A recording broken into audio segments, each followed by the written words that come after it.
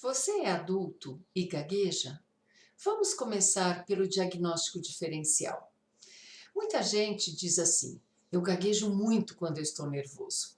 Mas isso não é gagueira. Isso tem um nome, chama-se reação episódica ao estresse.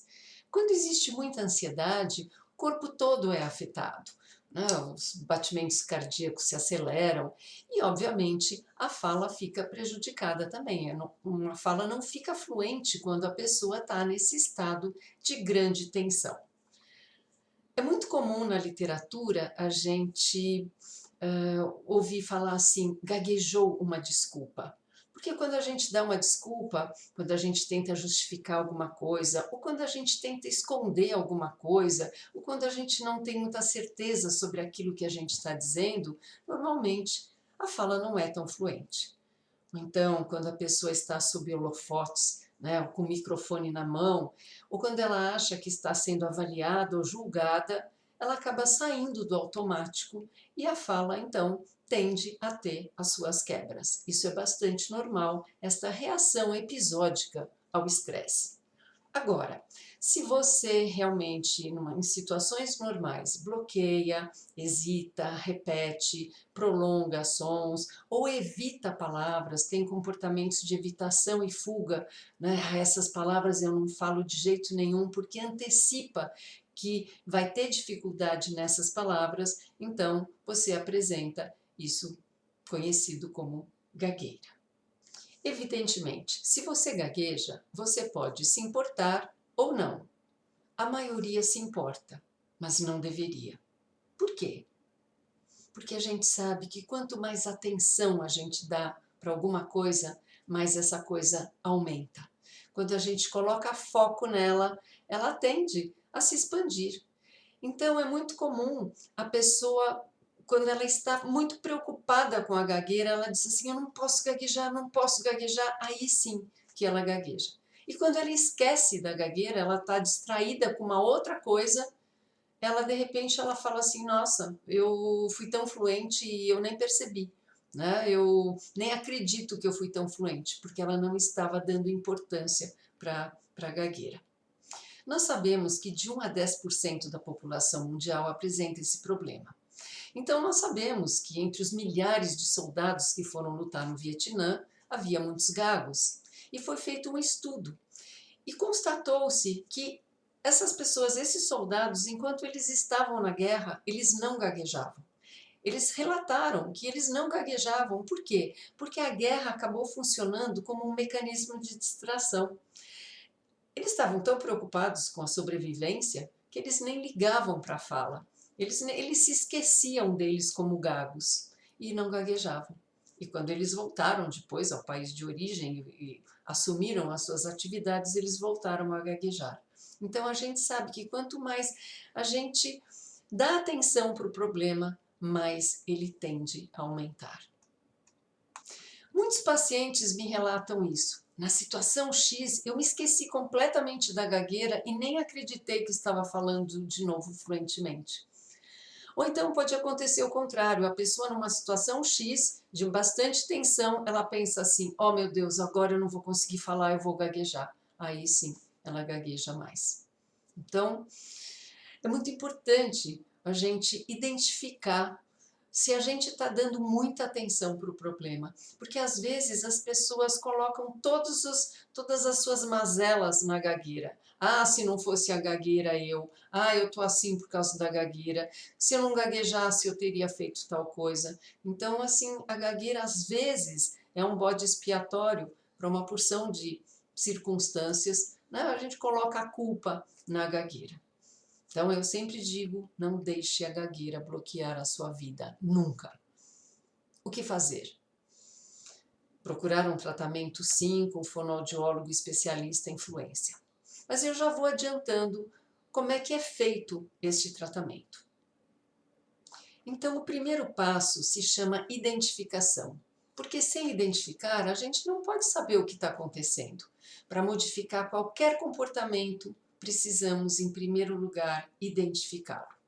Vamos identificar primeiro, em termos técnicos, o que eu faço com os articuladores quando a palavra trava? Eu luto? Eu tenho sons mais temidos? Eu tenho palavras mais temidas? Eu falo com ar residual? Eu não quero nem respirar porque de repente eu vou errar, então eu não quero parar para respirar porque, né, eu já engatei e estou indo bem. Ou será que eu estou coordenando bem a minha respiração com a minha fala? Se eu estou fazendo uma leitura, eu paro nas vírgulas, eu respiro, ou eu vou falando tudo aos trambolhões, né? O que é que eu estou fazendo, né, em termos técnicos? Será que eu preciso bater na mesa, eu preciso bater o pé para a palavra sair? Será que eu preciso fazer muita força, né, quando a palavra trava? Será que eu tenho algum outro conflito que eu gostaria de transformar e que eu precisasse identificar? E também eu preciso identificar os sentimentos que andam junto com a gagueira. As minhas ansiedades, as tensões no corpo, os batimentos cardíacos excessivos, sudorese excessiva, estalo de dedo, será que eu fico estalando o dedo, né? Então, todos esses a gente sabe que são sinais de ansiedade. Preciso também identificar os medos, né? Medos de fonemas, de palavras, de situações, de pessoas. Aquela pessoa é muito difícil, eu gaguejo com ela. Eu gaguejo muito com pai e mãe. Gaguejo muito com o pai da namorada, ou com o chefe. Com os amigos, não. Será que existe essa diferença?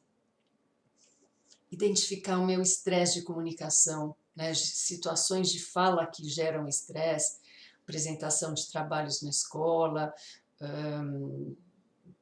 contar uma piada em grupo, etc. Será que eu sofro também de apreensão de comunicação, que seria o medo de falar em público?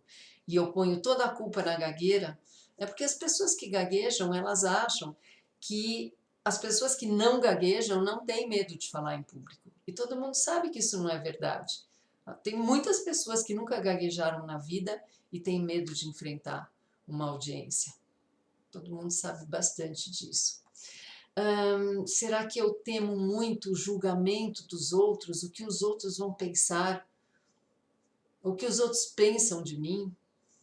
Né? Será que eu fujo muito de situações, eu mudo a palavra? Então eu quero muito falar crédito na hora que me perguntam se o cartão é crédito ou débito. Eu quero falar crédito, mas eu acho crédito uma palavra muito difícil porque é um grupo consonantal, né, com esse R no meio. Vai que eu gaguejo, então eu falo débito só para não falar crédito. Ou eu, enfim, quero falar trabalho, mas eu falo serviço. Eu antecipo que a palavra não vai sair.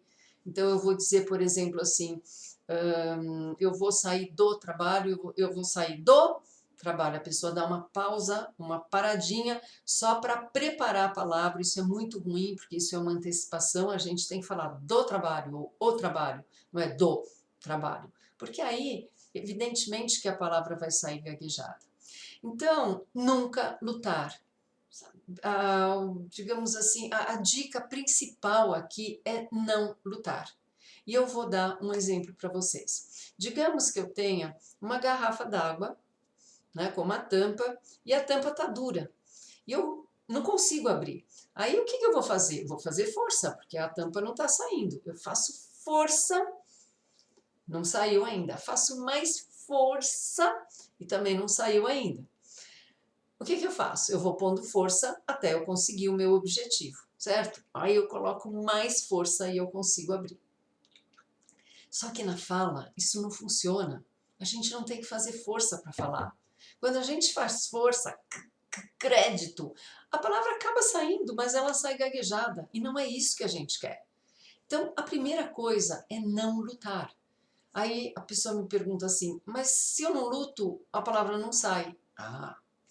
Você quer que a palavra saia, mas você não quer que a palavra saia gaguejada. Então você não força, porque forçar está errado. Se você está fazendo força, você está errado. Tem gente que fala assim, eu me esforço muito para falar, eu faço bastante força. Não é para fazer força.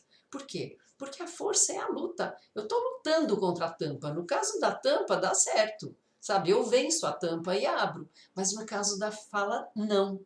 Eu não posso lutar com a palavra, porque a gagueira é a luta. Isso aqui tem que ficar muito claro. A gagueira é a luta é a gagueira. Então, não podemos lutar. Será que ficou bem claro isso?